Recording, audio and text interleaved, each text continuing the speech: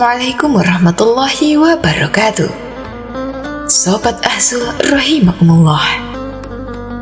Ulah konyol Abu Nawas kali ini benar-benar keterlaluan. Ia memasukkan pisau belati ke dalam tas prajurit pengawal kerajaan. Akibatnya, sang raja sempat menuduh prajurit tersebut hendak membunuh dirinya. Prajurit yang tidak tahu menau itu menyangkal tuduhan sang raja. Bahkan ia tak tahu asal-usul pisau belati yang ada di dalam tasnya itu. Sang raja tetap memutuskan untuk menghukum mati prajurit tersebut. Dan guna penyelidikan lebih lanjut, prajurit itu diinterogasi untuk mengetahui motif rencana pembunuhan kepada sang raja. Tentu si prajurit melakukan pembelaan diri. Ia bersumpah bahwa dirinya tidak ada niat sedikit pun untuk membunuh Paduka Raja. Ia menyatakan bahwa dia adalah prajurit yang setia, siap mengorbankan nyawa untuk keselamatan sang raja. Bagaimana mungkin ia sampai tega berencana membunuh sang raja? Untuk mengetahui kebenarannya, maka pihak istana mengambil langkah investigasi. Kalau ternyata tidak terbukti, maka prajurit tersebut akan dibebaskan dari hukuman mati dan tetap menjadi prajurit pengawal raja. Setelah dilakukan investigasi dan mendapat keterangan dari beberapa saksi, barulah diketahui bahwa itu adalah ulah usil si cerdik Abu Nawas. Sang raja pun merasa geram dan murka kepadanya. Beliau lalu menyuruh seluruh prajuritnya untuk menangkap Abu Nawas. Setelah berhasil ditangkap dan dibawa ke istana, Abu Nawas terkejut melihat pemandangan bahwa ternyata Baginda Raja Harun al-Rashid telah mengumpulkan rakyatnya untuk menyaksikan proses hukuman mati yang telah dijatuhkan kepadanya. Abu Nawas sempat membela diri dan menganggap hukuman mati terlalu berlebihan untuknya. Namun sang raja yang sudah marah dengan ulah Abu Nawas tidak memperdulikannya. "Hai Abu Nawas, apa alasanmu memasukkan pisau belati ke dalam tas prajuritku?" bentak sang raja. Abu Nawas menjawab, "Ampun Baginda yang mulia, hamba akui hamba telah berbuat salah. Tapi hamba melakukan itu hanya untuk menguji apakah prajurit Paduka Raja waspada dengan keselamatan Paduka. Bagaimana bila ternyata yang saya masukkan ke dalam tas adalah bom? Tentunya saat itu Paduka Raja dan para prajurit pengawalnya sudah mati semua." Sang raja sempat kaget dan menelan ludah mendengar jawaban Abu Nawas. Dalam hati sang raja berkata, "Ada benarnya juga ya apa yang dikatakan Abu Nawas. Ternyata Abu Nawas sangat perhatian dengan keselamatanku."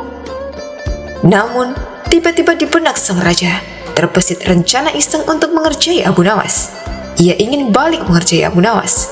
Nah, ini adalah saat yang tepat, gumam sang raja dalam hati. Dengan berpura-pura masih marah, raja kembali berkata kepada Abu Nawas, "Apapun alasanmu tidak bisa dibenarkan. Kamu tetap harus menerima hukuman mati." Abu Nawas kaget bukan kepalang. Niat yang baik malah berakhir tragis. Kemudian sang raja menyuruh pengawalnya untuk mengambil seekor anak ayam. Lalu anak ayam itu diberikannya kepada Abu Nawas. Abu Nawas pun heran dengan maksud semua ini.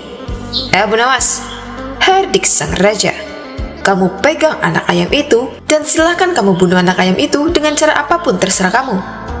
Karena saya akan membunuhmu persis seperti cara kamu membunuh anak ayam itu." Sejenak Abu Nawas terdiam. Ia pun memutar otak mencari cara agar bisa lolos dari hukuman mati.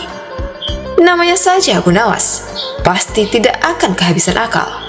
Ia perlahan mengangkat anak ayam dan mengelus pantat anak ayam itu, lalu meniup-niup pantat anak ayam dengan mulutnya. Melihat itu, sang raja menjadi bingung.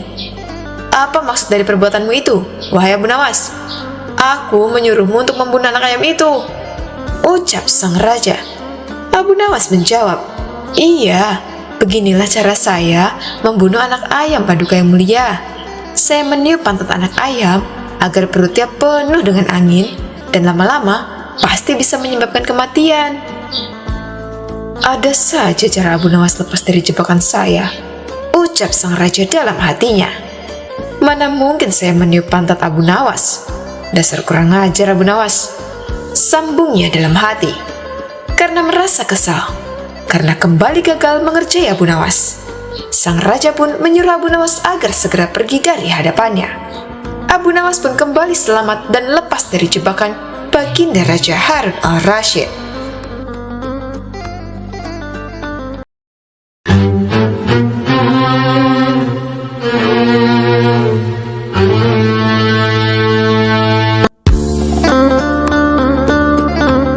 Sobat Azul rahimakumullah. Suatu kisah, Abu Nawas bertemu 3 orang yang dianggap bijak di kampungnya. Mereka bertiga bertanya tentang beberapa hal terkait alam raya dan makhluk kepada Abu Nawas. Ternyata mereka bertiga juga sedang menguji kebijaksanaan mereka kepada warga kampung di mana Abu Nawas tinggal. Mereka bertiga ingin menunjukkan bahwa merekalah yang paling bijak. Seketika, warga kampung pun mendorong Abu Nawas untuk menghadapi ketiga orang tersebut. Sebenarnya, Abu Nawas tak ingin menanggapi 3 orang bijak tersebut. Namun, ia tetap harus menghadapi 3 orang bijak tersebut agar dia tahu bahwa Abu Nawas adalah orang yang tidak bisa dianggap remeh. Orang bijak pertama bertanya kepada Abu Nawas, "Di mana sebenarnya pusat bumi ini?" "Tepat di bawah telapak kaki saya," jawab Abu Nawas. "Bagaimana bisa saudara buktikan hal itu?" tanya orang bijak pertama tadi. "Kalau tidak percaya, ukur saja sendiri," selorong Abu Nawas. Tiba giliran orang bijak kedua mengajukan pertanyaan, "Berapa banyak jumlah bintang ada di langit?" "Bintang-bintang ada di langit itu jumlahnya sama dengan rambut yang tumbuh di keledai saya ini," jawab Abu Nawas. "Bagaimana saudara bisa membuktikan hal itu?" "Kalau tidak percaya, hitung saja rambut yang ada di keledai itu, dan nanti saudara akan tahu kebenarannya," ujar Abu Nawas. Sekarang, tampillah orang bijak ketiga yang katanya paling bijak di antara mereka. Ia terganggu oleh kecerdikan Abu Nawas dan dengan ketus bertanya, "Tampaknya saudara tahu banyak mengenai keledai, tapi coba saudara katakan kepada saya, berapa jumlah bulu yang ada pada ekor keledai itu?" "Saya tahu jumlahnya. Jumlah bulu yang ada pada ekor keledai saya ini sama dengan jumlah rambut di janggut saudara," jawab Abu Nawas. "Bagaimana Anda bisa membuktikan hal itu?" tanya orang bijak ketiga lagi. "Begini, saudara mencabut selembar bulu dari ekor keledai saya, dan kemudian saya mencabut sehelai rambut dari janggut saudara. Kalau sama, maka apa yang saya katakan itu benar. Tapi kalau tidak, saya keliru," ceplos Abu Nawas.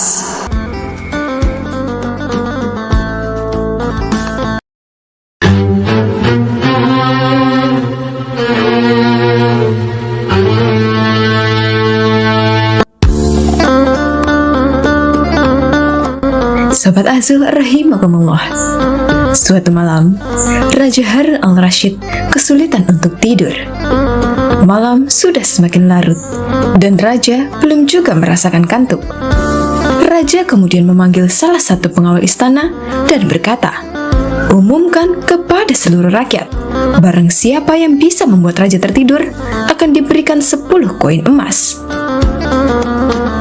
Pengawal istana kemudian bergegas memberikan isyarat kepada bawahannya agar bergerak cepat untuk mengumumkan titah raja kepada rakyat. Setelah itu, datanglah 2 orang yang kebetulan pada malam itu ia juga kesulitan untuk tidur. Mendengar penjelasan dari pengawal istana, mereka berminat untuk mengikuti sayembara. Kedua peserta tersebut gagal, membuat raja bisa tertidur. Cerita yang dibawakan dua peserta pertama justru malah membuat raja semakin sulit untuk tertidur. Hingga sampailah Abu Nawas yang menawarkan diri untuk mengikuti sayembara. Setelah dipersilahkan, Abu Nawas mulai bercerita. Baginda, dahulu ada seekor raja semut yang kurang kerjaan. Ia masuk ke kuping sebelah kanan seseorang yang sedang tidur. Keluar lagi, masuk lagi, dan keluar lagi. Kemudian masuk ke kuping kiri, keluar lagi, masuk lagi, dan keluar lagi. Raja kesal mendengar kisah yang dituturkan oleh Abu Nawas. Menurut raja, cerita Abu Nawas tidaklah menarik dan membuat raja merasa bosan. Sehingga ia pun menguap dan memiringkan tubuhnya membelakangi Abu Nawas. Perlahan, raja pun menutup matanya dan mulai tertidur. Pagi harinya, Abu Nawas masuk lagi ke istana dengan mengendarai kereta. 10 karung diangkat ke dalam kereta satu persatu. Penjaga pintu istana geleng-geleng kepala ketika kereta itu keluar pintu gerbang. Abu Nawas tertidur pulas di atas tumpukan karung emas dengan suara mendengkur yang sangat keras.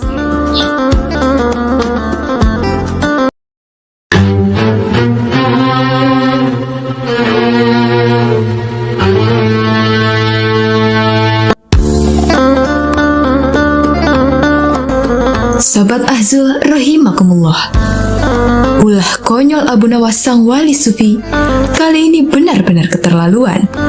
Ia memasukkan pisau belati ke dalam tas prajurit pengawal kerajaan.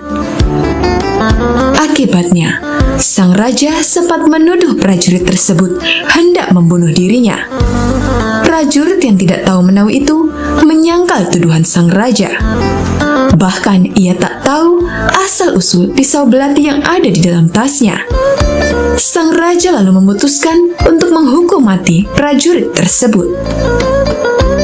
Melalui petugasnya, sang raja perintahkan adanya penyelidikan lebih lanjut terhadap prajurit. Prajurit itu diinterogasi untuk mengetahui motif rencana pembunuhan kepada sang raja. Namun si prajurit melakukan pembelaan diri.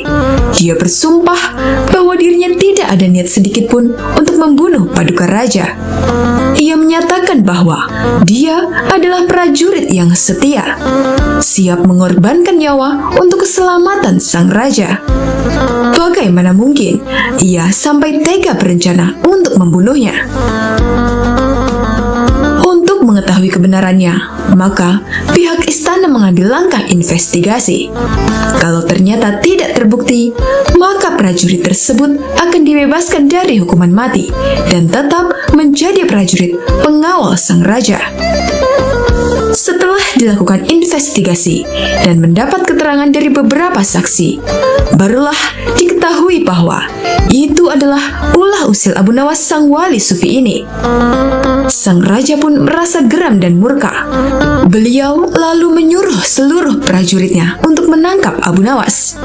Setelah berhasil ditangkap dan dibawa ke istana, Abu Nawas sangat terkejut. Ternyata Raja Harun al-Rashid telah mengumpulkan rakyatnya untuk menyaksikan proses hukuman mati yang telah dijatuhkan kepada Abu Nawas. Abu Nawas sempat membela diri dan menganggap hukuman mati ini terlalu berlebihan untuknya. Namun sang raja yang sudah marah dengan ulah Abu Nawas, ia tidak memperdulikan perkataan Abu Nawas sang wali sufi ini. Hai Abu Nawas, apa alasanmu memasukkan pisau belati ke dalam tas prajuritku? Bentak sang raja. Yang mulia, hamba akui hamba telah berbuat salah.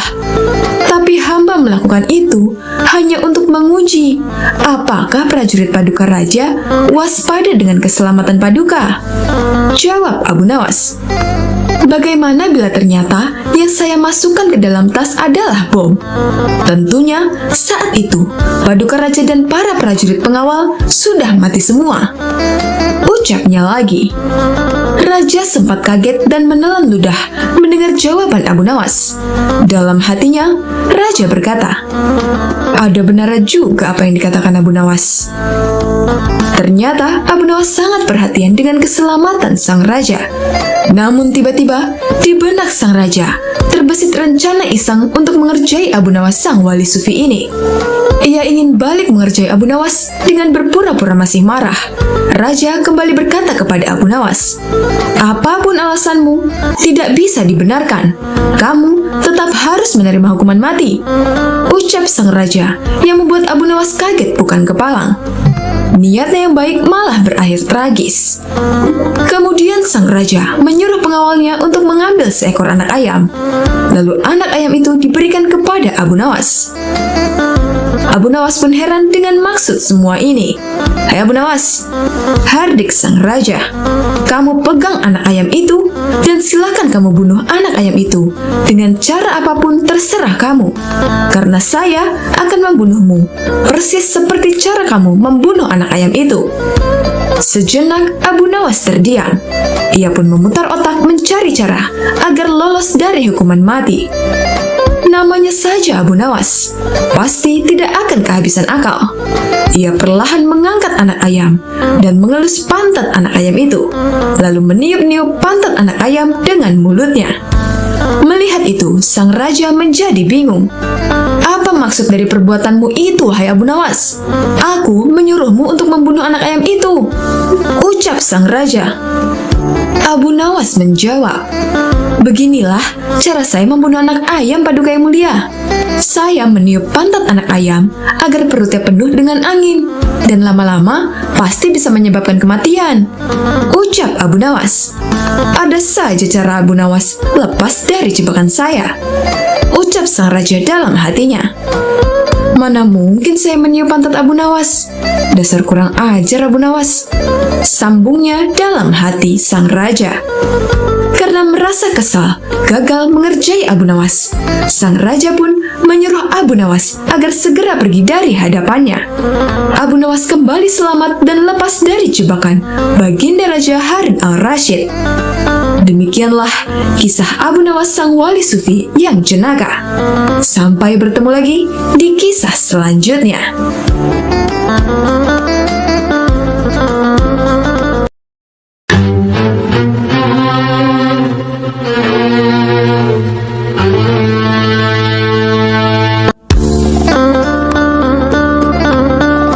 Sobat Azul rahimakumullah. Di suatu pagi yang cerah, Baginda Raja Harun al-Rashid mengajak beberapa menterinya pergi bertamasya ke sebuah tempat wisata. Tak lupa, Baginda Raja juga mengajak Abu Nawas sang wali sufi yang merupakan staf khusus kerajaan untuk menambah suasana liburan menjadi lebih asik. Di tengah-tengah perjalanan menuju tempat wisata, dari kejauhan mereka melihat seorang kakek yang sedang menunggangi seekor keledai. Sang raja pun berkata, wahai menteriku, tanyai siapa orang tua itu. Perintah sang raja kepada menterinya yang bernama Ja'far. Kemudian Ja'far mendekati kakek tua tersebut dan mulai bertanya, mohon maaf kek, kalau boleh tahu kakek dari mana? Tanya Ja'far. Aku dari Basrah anak muda, jawab si kakek. Memangnya kakek mau kemana? Tanya Ja'far kembali. Aku mau ke Baghdad, jawab si kakek. Ada keperluan apa kek? Tanya Ja'far penasaran. Aku hendak mencari obat untuk mataku ini, jawab kakek sambil memperlihatkan matanya yang sedang sakit. Di tengah percakapan mereka, muncul ide jahil Baginda Raja. Ia pun kemudian berbisik kepada Abu Nawas. Wahai Abu Nawas, coba kamu ajak kakek itu bergurau. Abu Nawas membalas, jangan Baginda, kasihan, dia adalah orang tua. Saya takut kakek itu marah, ucap Abu Nawas. Sudahlah, itu nanti urusanku. Intinya, ajak saja kakek itu bergurau, desak Baginda Raja. Baiklah kalau begitu, akan aku lakukan, ucap Abu Nawas.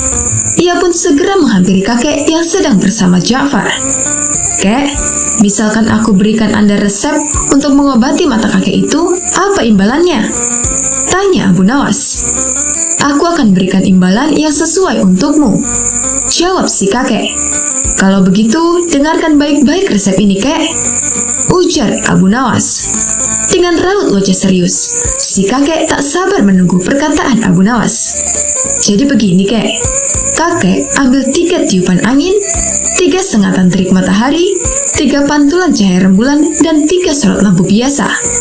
Setelah semuanya terkumpul, maka kakek tumbuk pada sebuah lumpang yang tak berlubang. Kemudian kakek taruh ramuan yang telah lembut itu ke dalam sebuah mangkok besar yang sudah pecah berkeping-keping.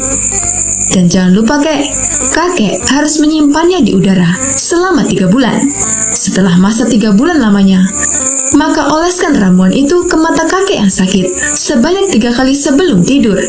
Insya Allah, kakek akan sembuh," kata Abu Nawas. Mendengar perkataan Abu Nawas itu, si kakek pun naik pitam. Akhirnya si kakek turun dari keledainya dan menghampiri Abu Nawas. "Ambil keledai ini sebagai imbalan awal," kata si kakek sambil memalingkan wajahnya dari Abu Nawas. "Jika setelah menggunakan resepmu itu mataku menjadi sembuh, aku akan memberimu lagi imbalan seorang budak wanita yang setia melayanimu. Dan jika kelak ternyata kamu telah mati terlebih dahulu sebelum aku, budak wanita itu juga akan setia menemanimu di neraka sana. Ia akan setia meludahi matamu dan memukul wajahmu sambil berteriak dan mengejekmu," ucap sang kakek menyumpahi Abu Nawas. Abu Nawas tak menyangka, ternyata balasan gurauan si kakek lebih menyakitkan. Seketika Baginda Raja pun langsung tertawa terpingkal-pingkal, sedangkan Abu Nawas hanya bisa melongo mendengar jawaban si kakek. Oleh karenanya, Baginda Raja kemudian memberi hadiah kepada kakek tersebut. "Terima kasih Baginda yang mulia," kata si kakek dengan hati yang bahagia. Tak lama setelah itu, si kakek pergi meninggalkan mereka. Namun Baginda Raja masih saja tak bisa menahan ketawanya. Ia terus tertawa sepanjang perjalanan. Sementara Abu Nawas terus menggerutu mengingat kejadian barusan. Niatnya mau mengerjai si kakek, malah dia yang kena. Mendengar Abu Nawas berkata demikian, bukannya kasihan, tawa Baginda malah semakin menjadi-jadi. Abu Nawas, baru kali ini aku melihatmu tak bisa berkutik di depan seorang kakek tua," ujar Baginda Raja sambil terus tertawa.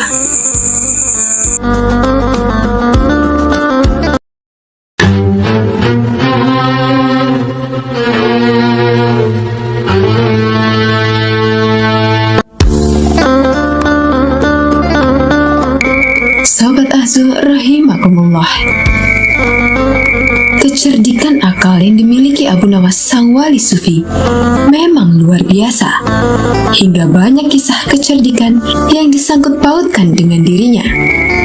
Dikisahkan, Abu Nawas mendadak terkenal menjadi ahli ramal. Banyak orang yang datang kepadanya untuk diramalkan nasibnya. Bahkan orang-orang terkenal dari negeri seberang juga ikut mengantri di rumah Abu Nawas untuk diramal nasibnya oleh sang wali sufi. Baginda Raja Harun al-Rashid merasa khawatir. Jangan-jangan Abu Nawas bisa membahayakan kerajaan. Maka tanpa pikir panjang, Abu Nawas ditangkap dan dijebloskan ke dalam penjara. Bahkan Abu Nawas hendak dihukum gantung oleh Raja Harun al-Rashid yang menganggap bahwa Abu Nawas membahayakan kerajaan karena dia jadi peramal yang terkenal. Baginda Raja memvonis Abu Nawas dihukum mati. Akan tetapi, semua ini sudah diperhitungkan oleh Abu Nawas. Dirinya tidak merasa gentar sama sekali. Setelah hari yang ditentukan telah tiba, Abu Nawas digiring ke tempat tiang gantung. Abu Nawas berjalan dengan wajah ceria dan penuh senyuman. Baginda Raja sendiri heran dengan tingkah Abu Nawas ini. "Hai Abu Nawas, di saat-saat terakhirmu, kenapa kamu malah terlihat bahagia?" tanya Raja penasaran. "Bagaimana saya tidak bahagia, Paduka Raja? Karena dimanapun saya berada, Baginda selalu setia menemani saya, sahut Abu Nawas. Saya sangat beruntung mempunyai raja seperti Baginda, ujar Abu Nawas lagi. Apa maksudmu Abu Nawas? Tanya raja tak mengerti. Paduka yang mulia, sudah tahu sendiri kan kalau saya sudah terkenal sebagai peramal yang tidak pernah meleset, ucap Abu Nawas lagi. Menurut ramalan saya, 3 hari setelah kematian saya, maka Paduka akan menyusul saya di akhirat, ucap Abu Nawas sangat yakin.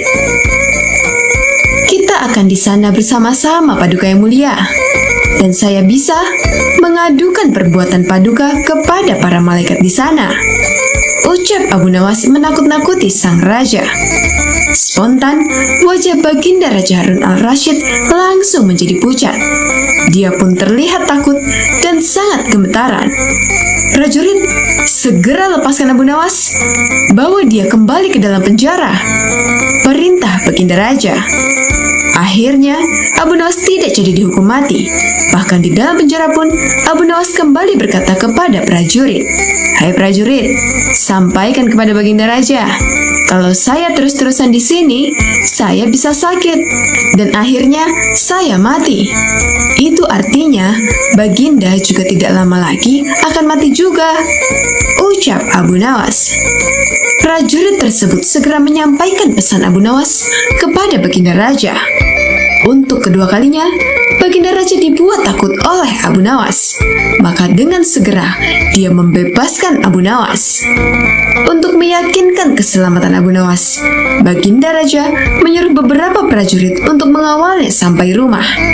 Setibanya di rumah, Abu Nawas kembali berkata kepada para prajurit, "Hai prajurit, kalian tahu sendiri kan, beberapa hari ini aku tidak bisa bekerja. Di rumahku tidak ada hidangan sama sekali. Lalu kami sekeluarga mau makan apa? Saya bisa jatuh sakit dan meninggal karena ini. Sampaikan perkataan saya ini kepada Baginda Raja," ucap Abu Nawas. Alhasil, Baginda Raja pun kembali dibuatnya menjadi takut. Dia pun memerintahkan pengawal untuk memenuhi kebutuhan keluarga Abu Nawas, termasuk memberikan hidangan lezat setiap hari ke rumah Abu Nawas.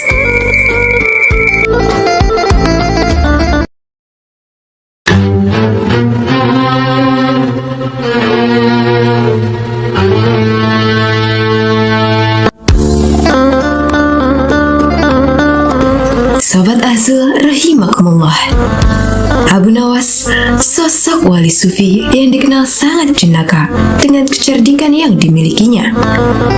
Abu Nawas kerap mendapat tugas yang tidak masuk akal dari sang raja.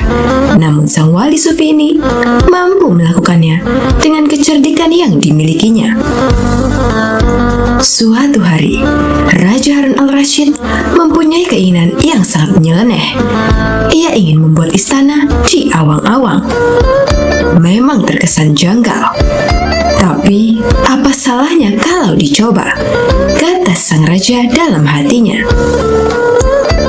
Paduka Raja kemudian menyuruh pengawal pribadinya memanggil Abu Nawas. Menurutnya, untuk urusan seperti ini, hanya Abu Nawaslah yang punya solusinya. Ada gerangan apa Paduka Raja memanggil hamba?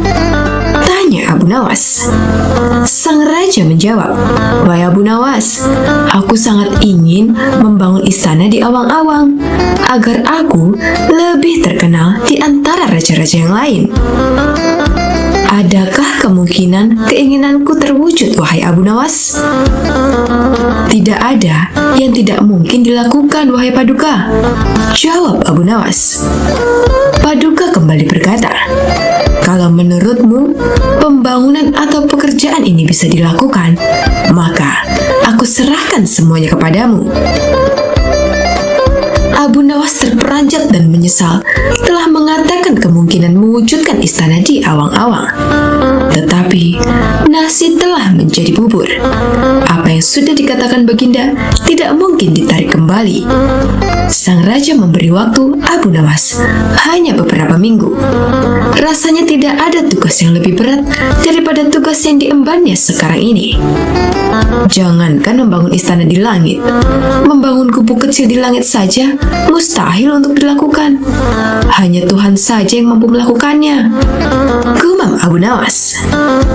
Hari-hari berlalu seperti biasanya. Tak ada yang dikerjakan Abu Nawas, kecuali memikirkan bagaimana membuat sang raja merasa yakin kalau yang dibangunnya itu benar-benar istana di langit. Seluruh ingatannya dikerahkan dan dihubung-hubungkan. Abu Nawas bahkan sampai menjangkau ingatan masa kekanak-kanakannya. Sampai ia ingat bahwa dulu ia pernah bermain layang-layang. Inilah yang membuat Abu Nawas sangat girang. Ia tidak menyia-nyiakan waktu lagi. Bersama beberapa sahabatnya, ia merancang layang-layangnya yang berbentuk persegi 4. Setelah layang-layang tersebut selesai dibuat, Abu Nawas melukis pintu-pintu dan jendela-jendela serta ornamen-ornamen lainnya hingga menyerupai istana. Ketika semuanya selesai, Abu Nawas dan para sahabatnya menerbangkan layang-layang itu di tempat yang dirahasiakan. Begitu layang-layang istana itu membumbung tinggi di atas angkasa, penduduk negeri begitu gempar. Baginda Raja girang bukan kepalang. Benarkah Abu Nawas berhasil membangun istana di langit? Tanya sang raja dalam hatinya. Dengan tidak sabar, beliau ditemani beberapa pengawal bergegas menemui Abu Nawas. Abu Nawas berkata dengan bangganya, "Paduka, istana pesanan Paduka telah selesai dibuat." Ucap Abu Nawas. "Engkau benar-benar hebat, wahai Abu Nawas," kata Baginda Raja memuji Abu Nawas. "Terima kasih, Baginda," jawab Abu Nawas. "Lalu, bagaimana caranya engkau membuat istana itu, wahai Abu Nawas?" tanya Baginda Raja. "Dengan tali tambang, yang mulia," balas Abu Nawas. "Kalau begitu, siapkan tali itu sekarang. Aku ingin melihat istanaku dari dekat," kata Baginda tidak sabar. "Maafkan hamba, Paduka yang mulia. Hamba kemarin lupa memasang talinya, sehingga seorang kawan hamba tertinggal di istana dan tidak bisa turun," jawab Abu Nawas. "Bagaimana dengan engkau sendiri, wahai Abu Nawas? Dengan apa engkau turun ke bumi?" tanya Baginda Raja. "Dengan menggunakan sayap, Paduka yang mulia," kata Abu Nawas dengan bangga. "Kalau begitu, buatkan aku sayap supaya aku bisa terbang ke sana," jawab Baginda. "Paduka, sayap itu bisa diciptakan dalam mimpi," kata Abu Nawas menjelaskan. "Engkau berani mengatakan aku gila sepertimu?" tanya Baginda sambil melotot. "Ya, Baginda, seperti itulah," jawab Abu Nawas. "Apa maksudmu, hai Abu Nawas?" tanya Baginda lagi. Baginda tahu bahwa membangun istana di langit itu sangat mustahil dilakukan. Tetapi, Baginda tetap menyuruh hamba mengerjakan sesuatu yang tidak mungkin itu. Sedangkan hamba juga tahu bahwa pekerjaan itu mustahil untuk dikerjakan. Tetapi, hamba tetap menyanggupi titah Baginda yang tidak masuk akal itu, kata Abu Nawas dengan berusaha meyakinkan Baginda. Tanpa menoleh, Baginda kembali ke istana dengan diiringi para pengawalnya. Sementara Abu Nawas ditinggal sendirian sambil memandang ke atas melihat istana terapung di awang-awang. "Sebenarnya, di antara kita siapa yang gila?" tanya Baginda mulai jengkel. "Hamba kira kita berdua sama-sama tidak waras, Baginda. Tapi, duluan yang punya ide," jawab Abu Nawas sambil senyum tanpa ragu. Demikianlah kisah Abu Nawas membuat istana di awang-awang.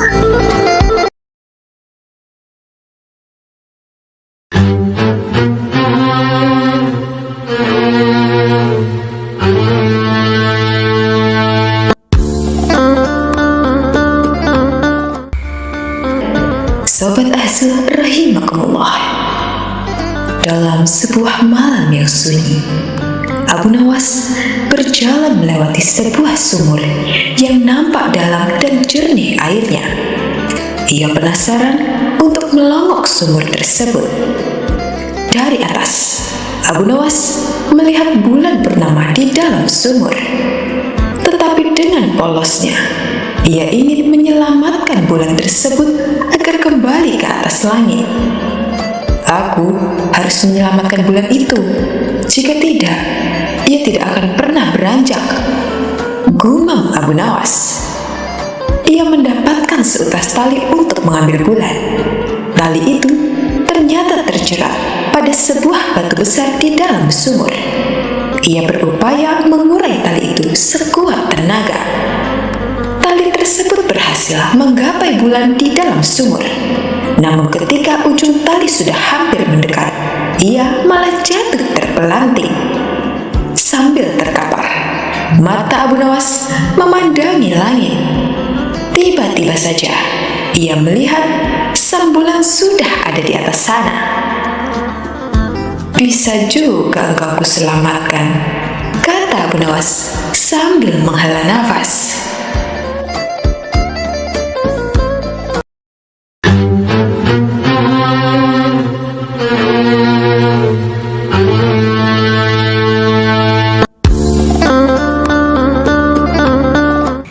Sobat Azul rahimakumullah. Suatu hari, Baginda Raja didatangi oleh orang miskin yang mengadukan suatu masalah. "Apa masalahmu, Tuan? Cobalah ceritakan kepadaku," kata sang raja. "Nama saya Abu Sukun. Saya orang miskin.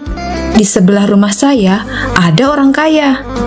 Orang kaya itu menyuruh saya membayar uang karena saya dituduh mencium bau makanannya tanpa izin. Bagaimana saya bisa menghindari bau makanannya sementara rumahnya bersebelahan dengan rumah saya, ya tuanku?" kata Abu Sukun. "Apakah Anda sudah membawa kasus ini ke pengadilan?" tanya Baginda Raja. "Sudah, tuanku. Namun hakim telah menghukum saya untuk membayar 100 dinar atas permintaan orang kaya itu. Saya tidak punya uang untuk membayar sebanyak 100 dinar. Orang miskin seperti saya, dari mana saya mendapatkan uang sebanyak itu?" jawab Abu Sukun dengan sedih. "Jika hakim telah mengambil keputusan, itu artinya kamu bersalah dan harus membayar dendanya," kata Baginda Raja. Tiba-tiba Abu Nawas berbisik kepada Baginda Raja. Baginda Raja mengangguk tanda tangannya. "Besok saya akan pergi ke pengadilan untuk meminta masalah ini agar dibicarakan lagi supaya mendapatkan keadilan." "Sudahlah, aku akan membantumu. Baginda ingin masalah ini diselidiki dan diadili dengan baik," kata Abu Nawas kepada Abu Sukun. Tengah malam, Abu Nawas meminta Baginda Raja untuk pergi ke rumah hakim. Tiba-tiba mereka mendengar percakapan di rumah hakim. Dengan cepat, Abu Nawas dan Baginda Raja pun bersembunyi sambil mendengarkan percakapan dari dalam rumah hakim. "Saya mendengar Baginda Raja ingin kasus saya dibawa ke pengadilan lagi. Ini uang 100 dinar saya berikan kepada Anda agar kasus ini saya menangkan," kata si kaya. Baginda Raja terkejut dan begitu marah. "Besok kita harus pergi ke pengadilan dan tuanku harus menjadi saksi atas perbuatan mereka," kata Abu Nawas. Hari berikutnya di pengadilan. "Hakim, Abu Sukun telah mencium bau makanan dari rumah saya tanpa izin. Sebagai bukti, Abu Sukun semakin gemuk, sementara saya semakin kurus.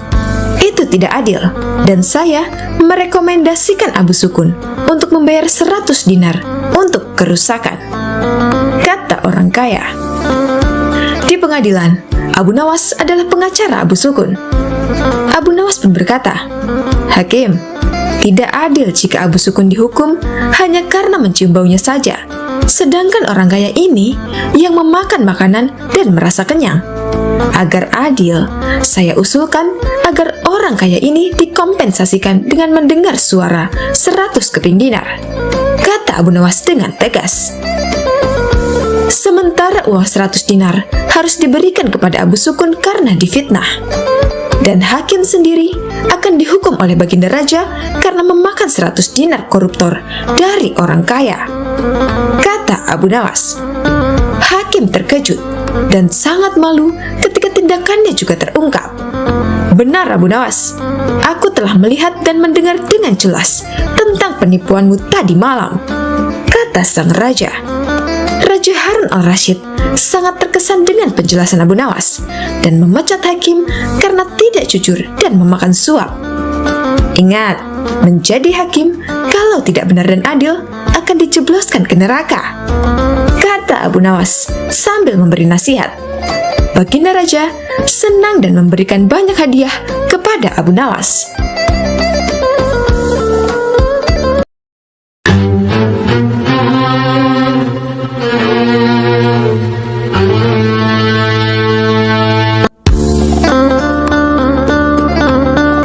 Sahabat Azul rahimakumullah. Suatu ketika, majikan Abu Nawas datang dengan membawa sebuah kendi yang berisi madu. Melihat majikannya datang dengan membawa sebuah kendi, Abu Nawas langsung menghampirinya dan berkata, "Tuan, untuk apa kendi itu? Bolehkah aku meminta isinya?" Tanya Abu Nawas mengharap. Mendengar perkataan Abu Nawas membuat majikannya khawatir jika Abu Nawas akan meminum madunya. Si majikan kemudian membohongi Abu Nawas. "Wahai Abu Nawas, kendi ini berisi racun dan aku tidak mau kamu mati karena meminumnya," jawab sang majikan. Abu Nawas hanya mengangguk, padahal dia mengetahui jika tuannya itu sedang berbohong. Dia juga mengetahui jika isi kendi tersebut adalah madu yang nikmat, karena aromanya sempat tercium olehnya. Abu Nawas mulai memutar otak. Tidak lama setelah itu, majikan tempat Abu Nawas bekerja pergi untuk suatu keperluan. Karena merasa aman dari gangguan Abu Nawas, majikan itu pun meninggalkan kendi berisi madu itu begitu saja di atas mejanya. Melihat hal itu, membuat Abu Nawas untuk tidak membuang kesempatan. Dia berusaha menjual sepotong pakaian dan kemudian membeli sebungkus roti yang akan dimakan dengan madu tuannya. Setelah membeli roti, Abu Nawas langsung melahapnya menggunakan madu milik majikannya. Dia terus memakan dengan lahap dan tanpa sadar sampai menghabiskan semua madu di dalam kendi itu. Dalam kondisi kekenyangan, Abu Nawas kemudian meletakkan kendi itu pada tempatnya semula dan dia kembali melanjutkan pekerjaannya tanpa merasa bersalah. Tak berapa lama kemudian, majikannya kembali dan juga membawa sebungkus roti. Dia langsung menghampiri mejanya dengan niat akan mengambil kendi itu. Namun yang terjadi, alangkah terkejutnya majikan Abu Nawas itu ketika mendapati kendinya sudah dalam keadaan yang kosong. Majikan juga mengetahui sepotong pakaian di tokonya telah hilang tanpa laporan.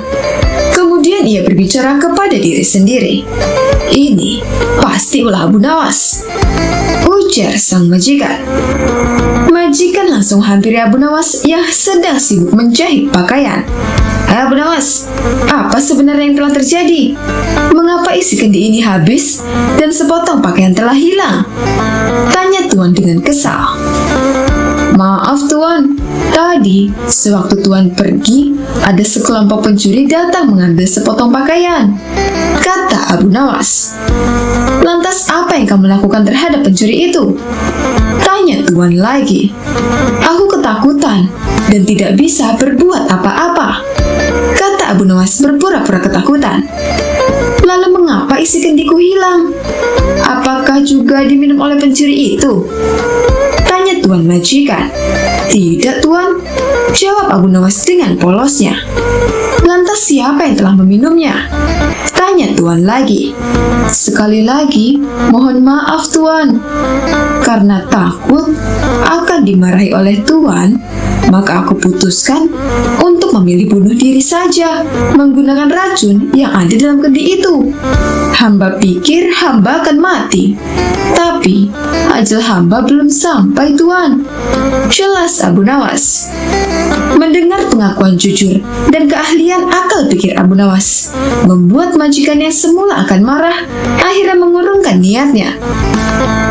Dia sadar jika semua itu karena kesalahannya yang telah pelit dan membohongi pekerjanya.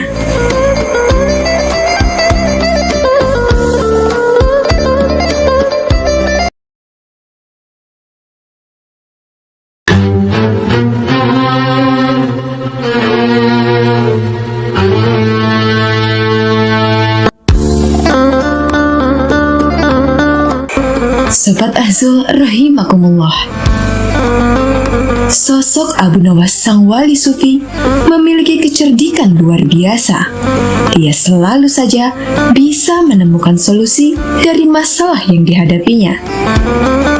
Hingga pada suatu ketika, Abu Nawas sang wali sufi ini kembali dijebak oleh Raja Harun al-Rasyid.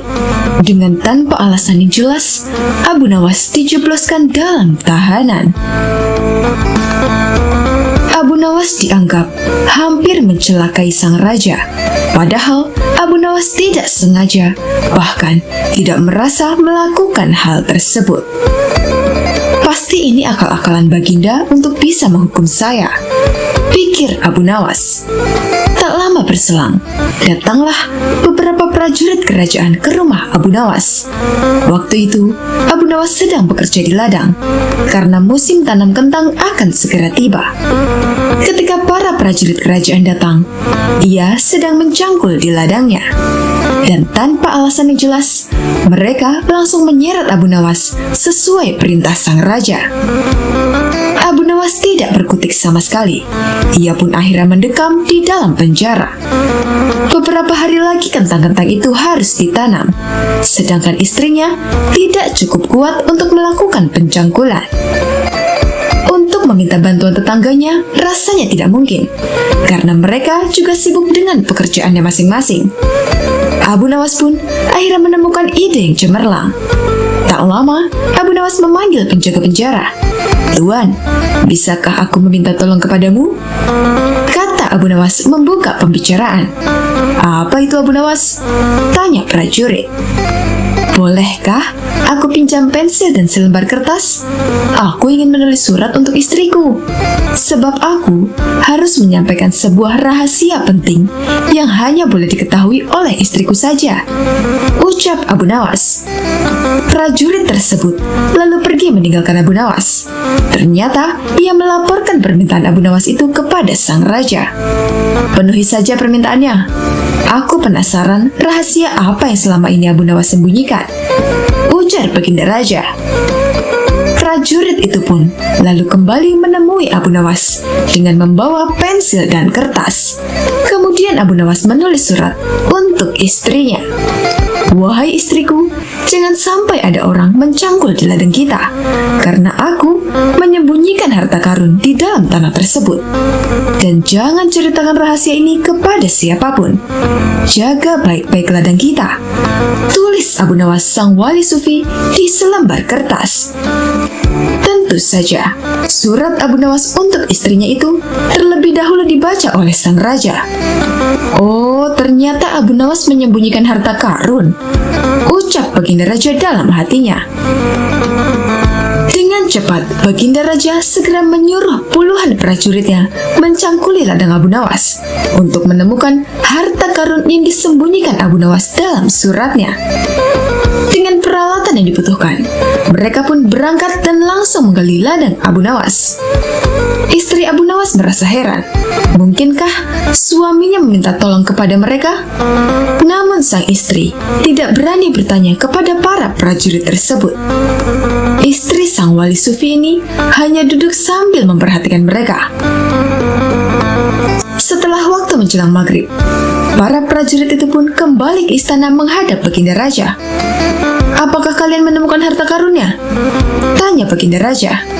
"Ampun Paduka yang mulia, sudah kami cangkul semua ladangnya, tapi kami tak menemukan apa-apa," jawab pimpinan prajurit. Tak lama lama kemudian, datanglah prajurit penjaga penjara menghadap Baginda Raja. "Mohon maaf yang mulia," kata prajurit sambil memberikan surat kedua Abu Nawas untuk istrinya. Setelah Baginda membuka dan membacanya, ia pun berkata, "Kurang ajar Abu Nawas, ia telah berhasil mengerjai aku dan prajuritku." Ternyata isi surat keduanya itu berbunyi, "Wahai istriku, sekarang engkau bisa menanam kentang di ladang tanpa harus mencangkulnya." Karena tak ingin menanggung resiko yang lebih buruk, Baginda Raja pun lalu melepaskan kembali Abu Nawas. Salah satu menterinya berkata kepada Baginda, "Kenapa Paduka yang mulia melepaskan Abu Nawas? Kalau dia terus dipenjara sampai musim panen tiba, nanti yang ada malah prajurit saya yang memanen kentangnya. Sedangkan dia enak-enakan duduk di penjara sambil menikmati hasilnya. Karena aku yakin, dia pasti punya banyak siasat cerdik untuk melakukannya," ujar Baginda Raja. Dan Abu Nawas pun akhirnya dibebaskan dan bisa berkumpul kembali dengan keluarganya.